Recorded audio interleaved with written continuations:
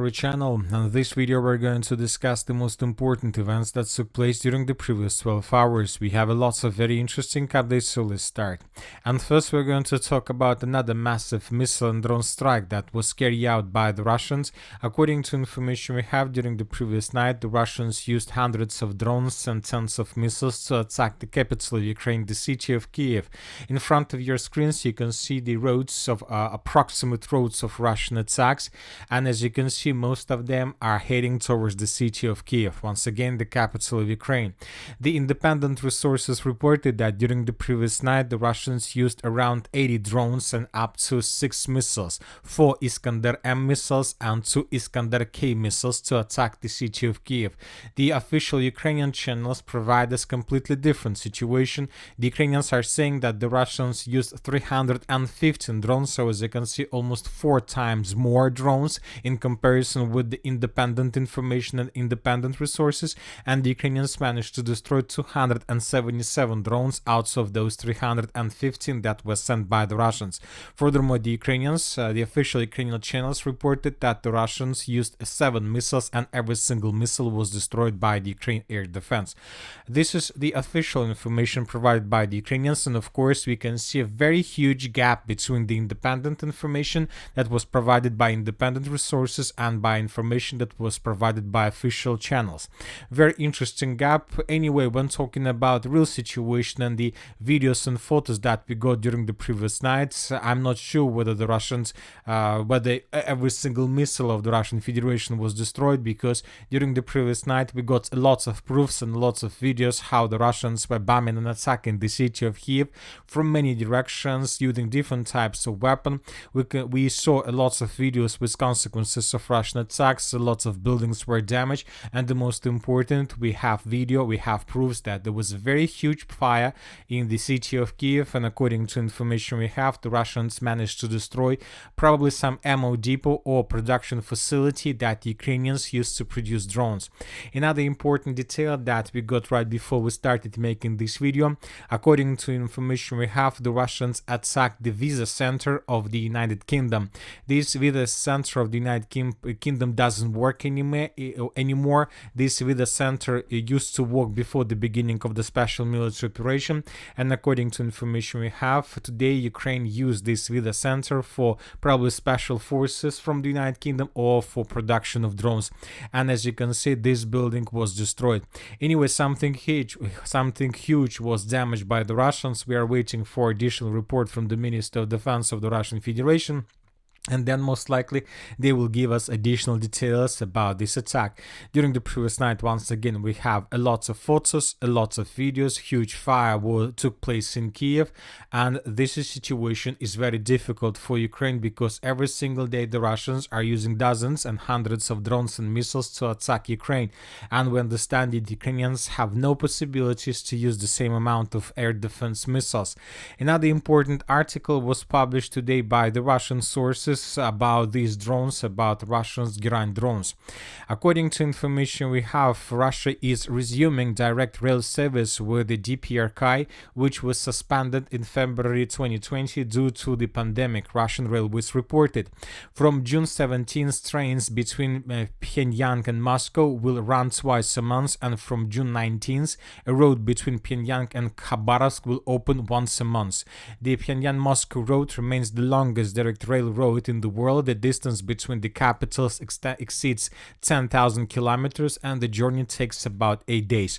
But obviously this article is not about journey about 10 days, and this article is about Russian further plans regarding their expansion of production of drones and military weapon equipment and arms.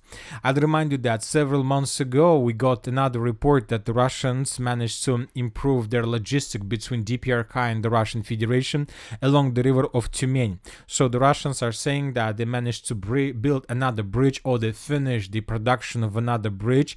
This is the road IN6 in the vicinity of the settlement by the name of Hassan from the Russian side, and this allowed the Russians to improve their logistics.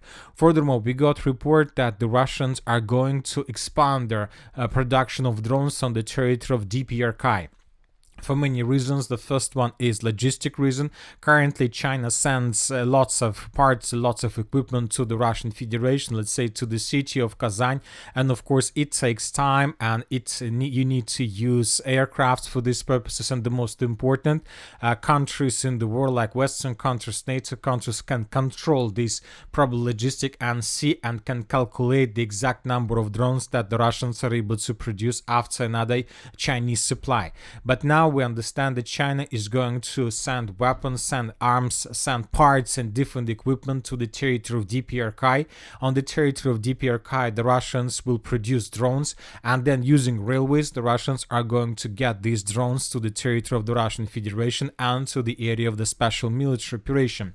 And according to information we have, the Russians are planning to probably establish production of drones on the territory of DPRK, which will allow the Russians to produce additional 1,000 drones per month. Currently, according to information we have, Russia on the territory of Kazan can produce up to 500 drones a month, and now they're going to triple this number, and they're going to produce 1,000 drones on the territory of north of DPRK, and probably the Russians will improve their production on the territory of the Russian Federation itself. So summarizing everything, very likely that by the end of 2026 the Russians will be able to produce up to 2,000 drones per month, and this is going to be complete disaster, not just for Ukraine, and everybody understand this. So this is the situation. Now let's discuss the situation on the ground, and first let's talk about the Sumy direction.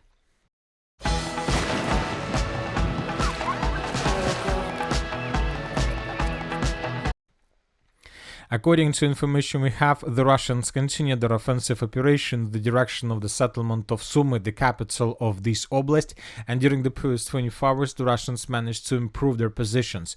First, the Russians, according to information we have, established complete FPV drone control over the main supply lines between the city of Sumy and the north and the first defense layer. In this video, for example, on this map, we can see lots of icons between the settlements of Khotin and Pisarevka.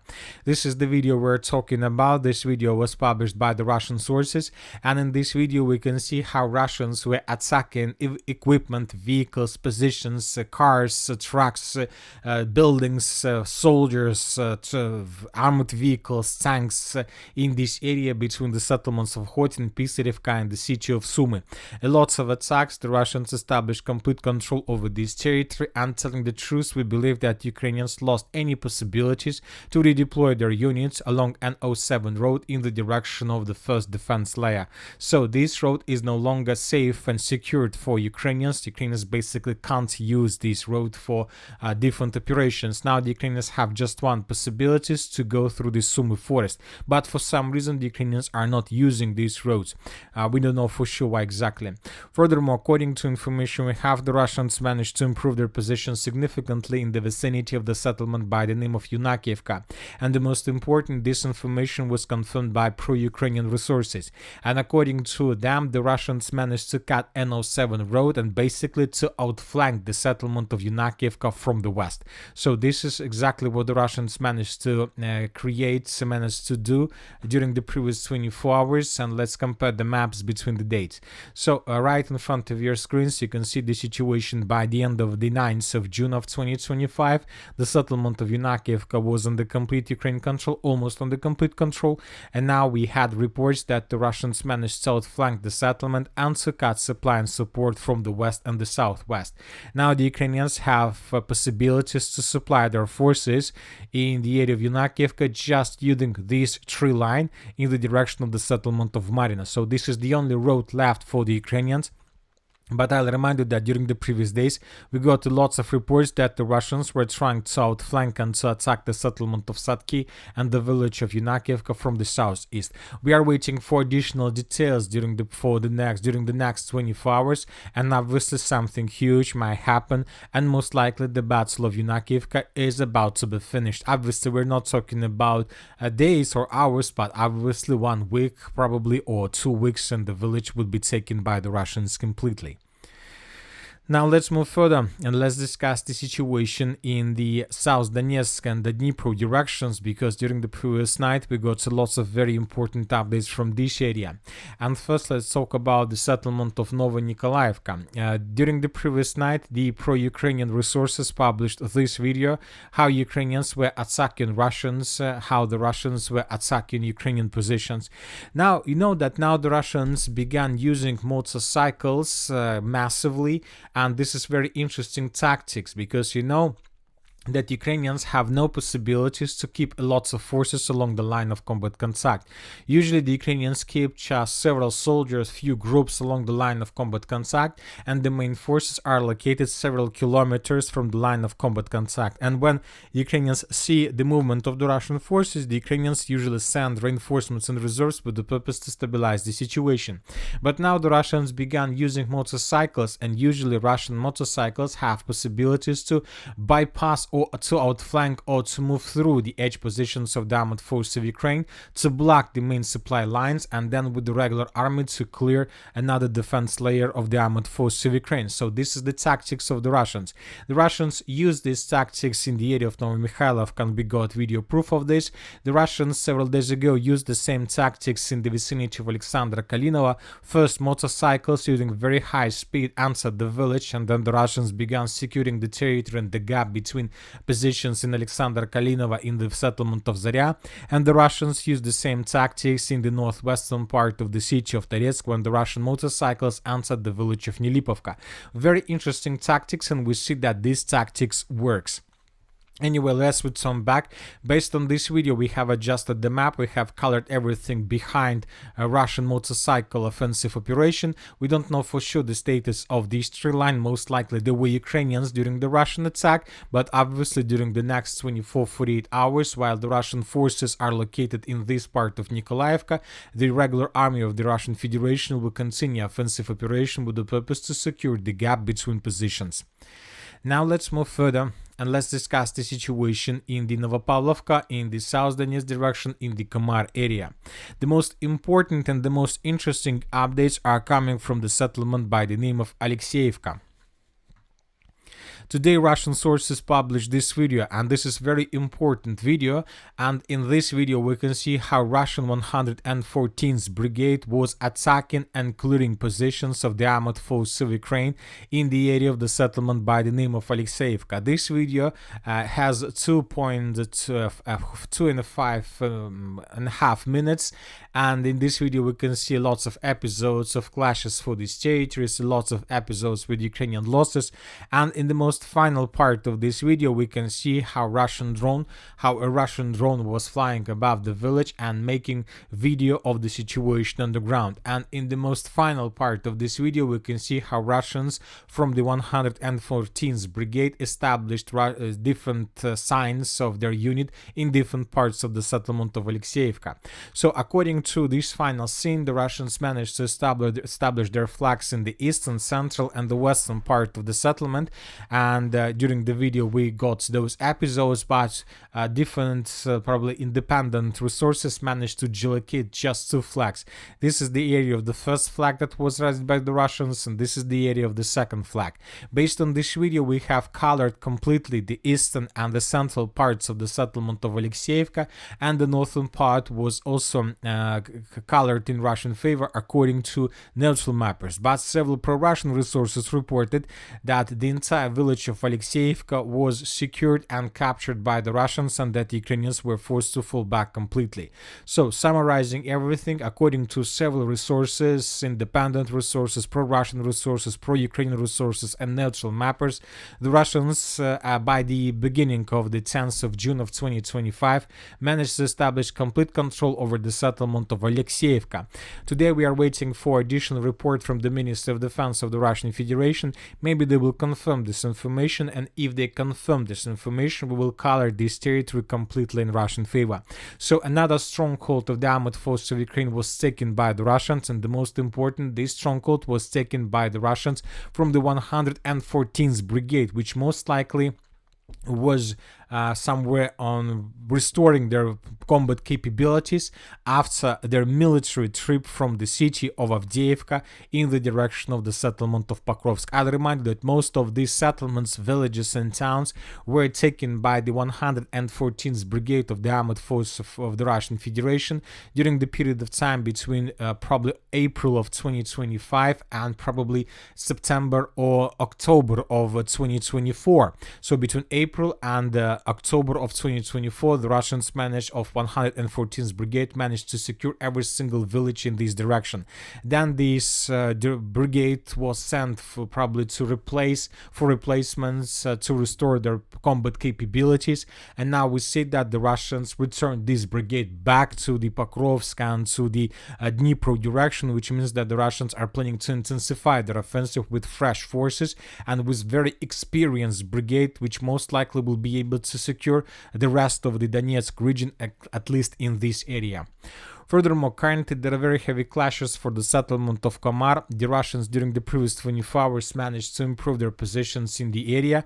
Let's compare the map between the dates. This is the situation by the end of the 9th of June, and this is the situation by the beginning. According to information we have, the Russians managed to secure these farms and these barracks in the southeastern part of the settlement. The Ukrainians are trying to stick and stay as close as possible to the river of Mokre Yali with the purpose to have enough of time to cross the river and to escape possible cauldron that the Russians are trying to create for the Ukrainians. We believe that the battle for Komar is coming to an end because we don't see any chances for the Ukrainians to hold their positions. Now let's talk about the Zaporozhye direction, where the Russians continue their offensive operation. During the previous night we got additional videos how the Russians were bombing and attacking Ukrainians in this area. I would like to point your attention that the settlement of Gulai Pole is also in the area of responsibilities of the Russian Group of Forces East. So the Group of Forces East currently attacks on the line between the settlement of Gulai Pole and the settlement of Alexeyevka. So this big front line is under the responsibilities of this very experienced group of forces. And today pro-Ukrainian sources confirmed that the Russians indeed during the previous days managed to shorten the distance to the settlements and villages of Malinovka and Chervona. And according to pro-Ukrainian sources and according to their gray zone and contested area, the Russians, or the first groups of the Russian forces, managed to answer the village of Malinovka from the southeast. So according to pro-Ukrainian sources, the battle for this village has begun, probably begun several days ago, and the Russians continue their offensive operation.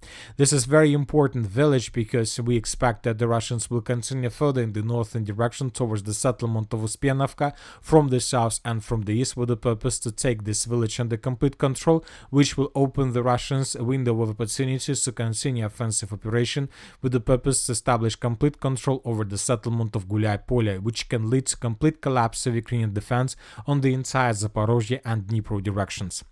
And that's it for the short video. Military Summary channel reminds you, we condemn any violence in the world. Thank you.